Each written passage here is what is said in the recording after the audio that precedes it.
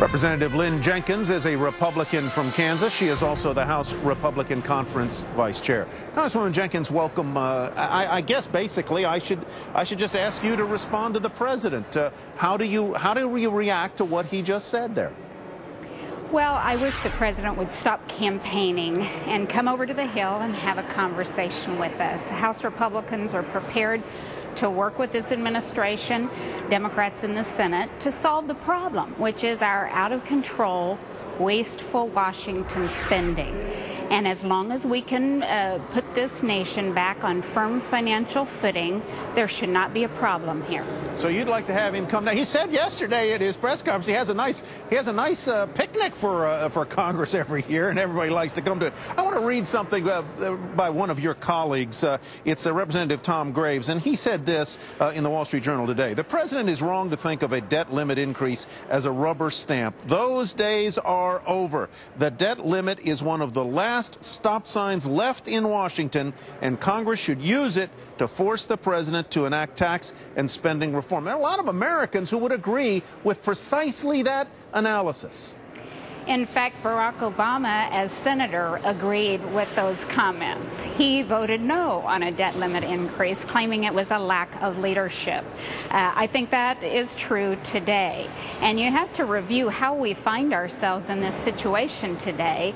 The Senate hasn't passed a budget in close to 4 years. The president sends budgets up to Capitol Hill. The last couple years, they've got 0 votes. 0 votes because they never get to balance.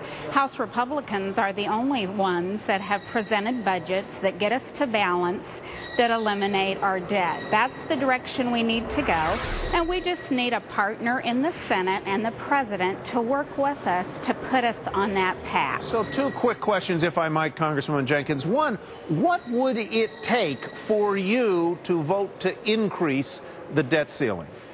We have to take the blank checks away from Washington and cut up the credit card and demonstrate to the American people that we can manage our finances the way that they do around their kitchen tables.